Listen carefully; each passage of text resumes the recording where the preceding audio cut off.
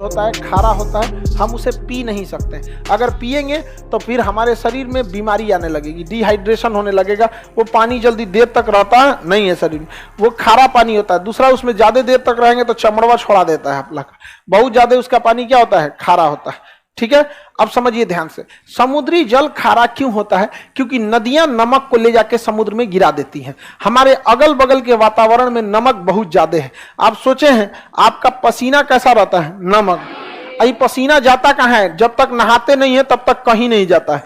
आपके शरीर का पसीना वापस नहीं जा सकता है, कपड़ा सोख लेता है, नहीं तो आप लोग वह चकट के मैल बन जाता है यहाँ पे। और वो सारा का सारा पसीना जब आप नहाते हैं, हाँ जी जगमोहन, बेचारा जगमोहन को कह रहा है कि जगमोहन का पसीना महकता है। जगमोहन प्रिय विद्यार्थी है मेरा, समझ में आ गया कि नहीं आ गया? जगमोहन एकदम प्रिय विद्यार्थी है। अब ध्यान से समझिए, हमारा पसीना कैसा? नमकीन। गाय भैंस सब चीज का पसीना हम नहा लेते हैं, सारा नमकीन निकल गया, वो पानी नाली में गया, नाली से बड़े नाले में, नहर होते हुए नदी में। 140 करोड़ आदमी नहाया, किसी ना किसी नदी में गया, वो बंगाल की खाड़ी में गया या अरब सागर में गया, फिर बना नमक।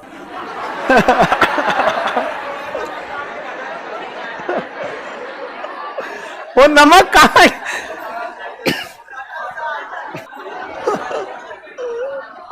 आगे सेंधा नमक खाने लायक है।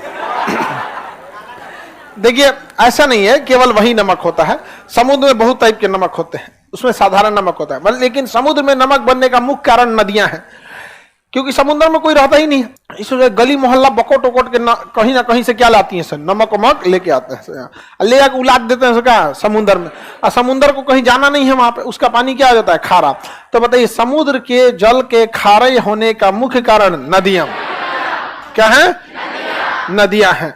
देखिए, अगर कोई समुद्र बहुत बड़ा है तो उसका पानी ज्यादा खारा नहीं होगा, अगर कोई समुद्र छोटा है तो उसका पानी खारा होगा, ज्यादा हो जाएगा खारा। अटलांटिक महासागर का खारापन 35 है, कितना है? प्रशांत महासागर का है 31, कितना है? 30 है, कितना है? ना 31, कितना है? 31। हिंद महासागर का इस तो नहीं, इसका 36 है। हिंद महासागर का 35, हिंद महासागर का 35। चलिए अब ध्यान समझिए, जितना बड़ा सागर रहेगा उसका खारापन उतना कम रहेगा। इसका परसेंटेज ऐसा साइन होता है, 2 को लगा दिया जाता है खारेपन का। तो बताइए, प्रशांत महासागर का खारापन 31, अटलांटिक का 36, हिंद महासागर का 35, हिंद महासागर का सबसे खारा महासागर प्रशांत महासागर, सॉरी अटलांटिक महासागर, सबसे ज्यादा खारा अटलांटिक में। जिसका रीजन समझिए अब आप खुद से, इधर से भी नदियां इधर गिर रही हैं, इधर की भी नदियां इधर गिर रही हैं, इस साइड की नदी इधर, इस साइड की नदी इधर, चारों ओर से उलाट दिया इसी में ले आके, इसका पानी क्या हो गया? खारा।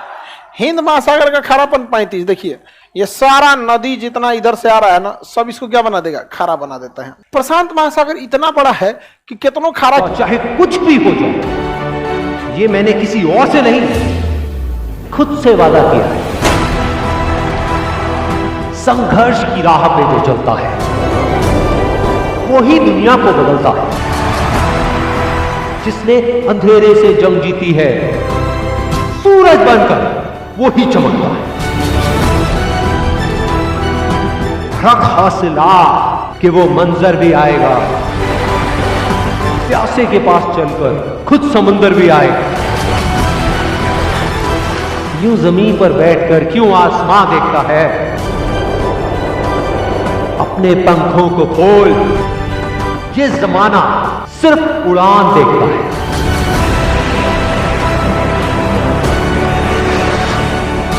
भरोसा अगर ईश्वर पर है तो जो आपकी तकदीर में लिखा है वो ही पाओ, लेकिन भरोसा अगर खुद पर है तो ईश्वर भी आपकी तकदीर वैसे ही लिखेगा जैसा कि आप चाहोगे।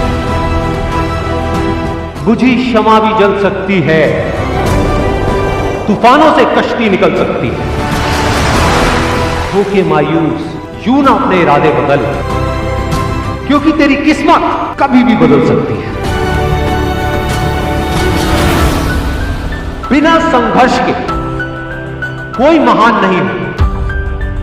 पत्थर पर जब तक चोट ना पड़े, पत्थर भी भगवान नहीं है।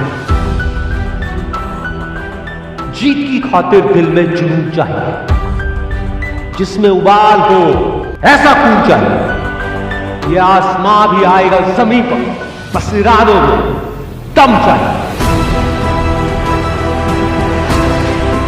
कोशिश के बावजूद भी हो जाती है कभी हार। होकर निराश तू मत बैठ फिरे यार। बढ़ते रहना आगे चाहे जैसा भी हो मौसम। पा लेती है चींटी भी मंजिल, गिर गिर कर पार। मैदान में हारा हुआ इंसान फिर भी जीत सकता है, लेकिन मन से हारा हुआ इंसान कभी नहीं जीत सकता। हीरे को परखना है तो अंधेरे का इंतजार कर। धूप में तो कांच के टुकड़े भी चमकने लगते हैं। बाप की दौलत पर क्या घमंड करना। मजा तो तब है जब दौलत आपकी हो और बाप घमंड करे। इनकार किया जिन्होंने मुझे मेरा समय देकर, वादा है मैं ऐसा भी समय लाऊंगा एक दिन कि मिलना पड़ेगा उनको मुझसे मेरा समय लेकर।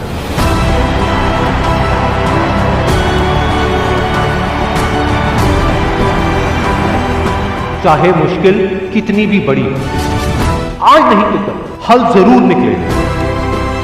जमीन बंजर भी है तो क्या, अगर हार ना मानी जाए तो पानी जरूर निकलेगा। ना हमारी माता जी हमारा वो सब क्या था, नाक कान में नहीं पहना जाता है, वो सब रख दी थी गिरवी के। वही पढ़ लेगा तो सब हो जाएगा। मेरे माता जी के पास कुछ भी नहीं बचा था, मतलब पायल वायल भी कुछ नहीं था, जबकि एक महिला के पास सब रहना चाहिए। एकदम सब गिरवी रख दी थी। लेकिन जब हमको भी बड़ा तकलीफ हुआ था, कसम खाए थे ना कि जो कहेंगी मम्मी ना प्राइस देखे बिना खरीदेंगे, कितना भी प्राइस हो ससुरा उसका। यहाँ पे तो आप लोग जिस उम्र में लाल पीला हरा करते थे ना, उस उम्र में ससुर हम लोग के पास पैसे नहीं था। अपने आप से पूछता था कि घर का चीज गिरवी रख के पढ़ रहे हो बाबू, ज्यादा लाल पीला हरा मत कर लो। इसलिए आप लोग को भी कहते बाबू ये उम्र है, बहुत बेहतरीन उम्र है ये। इस उम्र में आप जो चाहे, लड़का है या लड़की, जो चाहे कर सकते हैं। एक बार सक्सेस हो जाओ ना, हर चीज दुनिया का आपके लिए अवेलेबल है। लेकिन ये उम्र को मत गंवाओ बाबू, इसमें आपके माँ बाप का सपना चूर हो जाएगा। पता है माँ बाप को कितना सुनना पड़ता है। हमारी मम्मी को कितने रिलेटिव लोग थे ना, ये कहते क्या पढ़ा रही है लड़का को, घर की स्थिति देखो सब ठीक है। लेकिन मम्मी को पूर्ण विश्वास था बदल देगा यहाँ पे, और हमने भी धोखा नहीं दिया था। और मतलब क्या बताया, हमारी मम्मी कई ऐसी शादी वगैरह में नहीं जाती थी इस वजह से कि कोई टोक देगा। अक्सर महिला लोग में देखिएगा ना, होता है कि वो देखती रहती है ओकरे कान में कैसन पहनने है, एके में कितना सोना है, ये है। हमारी मम्मी गिरवी रख दी तो कोनो ना कोनो बहाना करके शादी ब्याह में नहीं जाती थी, कोई दिक्कत नहीं था। तो कुछ समय लगता है बाबू, ये भी एक तरह का इन्वेस्टमेंट है। जो आप यहाँ पढ़ रहे हैं ना, ये इन्वेस्टमेंट है। आप पैसा से इन्वेस्टमेंट नहीं कर रहे हैं, अपना कीमती समय दे रहे हैं। बस इसका रिटर्न ले सकते हैं कि नहीं ले सकते हैं। यह एक ऐसा इन्वेस्टमेंट है ना जो आजीवन आपको रिटर्न देगा, आजीवन रिटर्न देगा, याद रखिएगा, आजीवन। और जितना ज्यादा जाएंगे आपको उतना आगे बढ़, जो इंसान दिमाग से आगे बढ़ता है, जितना बूढ़ा होगा उसका इनकम उतना बढ़ेगा। लेकिन जो नहीं पढ़ाई किया, शरीर से मेहनत करेगा, तो जब तक जवान है तब तक तो पैसा कमाएगा। जितना बूढ़ा होगा उसका डिमांड घटते जाएगा, घटते जाएगा। आप अपने घर में कोई मजदूर लाएंगे, मजदूरी करने के लिए सोचेंगे यंग मिले। लेकिन अगर अपने के लिए अगर कोई डॉक्टर रखने जाएंगे तो सोचेंगे 40-50 साल का हो, उसको एक्सपीरियंस हो। एकदम नयका 25-30 साल का डॉक्टर आप अभी पढ़ के निकलबे किया नया। लेकिन मजदूर रहेगा तो अरे 18 साल का लाओ, एकदम 20 साल का, मार 40 गो ईंटा लेके चढ़ जाएगा 5 तल्ला पे। समझेगी नहीं? तो आप डिसाइड कीजिए, आप जीवन भर मेहनत करना चाहते हैं या कुछ समय के लिए। बस यही समय बाबू, कुछ समय के लिए, 1-1.5 साल बस मेहनत है। 1-1.5 साल में आपकी जीवन खत्म नहीं होगा, लेकिन ये 1-1.5 साल डिसाइड करेगा आगे का पूरा जीवन आपका कैसा होगा।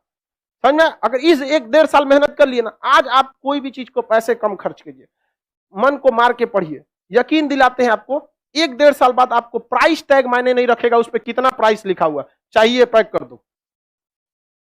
समझ में? और माँ बाप, पिता के पैसे से पैसा उड़ाने में मजा नहीं है बाबू। असली मजा तब है जब आपके पैसा से पिता पैसा रहा है। बेटा कमा रहा है, नहीं समझ आया, बेटा कमा रहा है, अपने टेंशन नहीं लो। माँ बाप ने बहुत कुछ किया, अब आपकी बारी है। समझ में आ गया कि नहीं आ गया? माँ बाप को अब क्या करने दीजिए, वे माता पिता को भी समझाइए कि 1-1.5 साल का बात है, कोई दिक्कत नहीं है। और जितने लोगों को समस्या आता है ना, आप टेंशन नहीं लीजिएगा, आप बहुत आगे जाएंगे आप लोग, क्योंकि फिल्म में कठिन रोल उसी को दिया जाता है जो हीरो उसे निभा सकता है।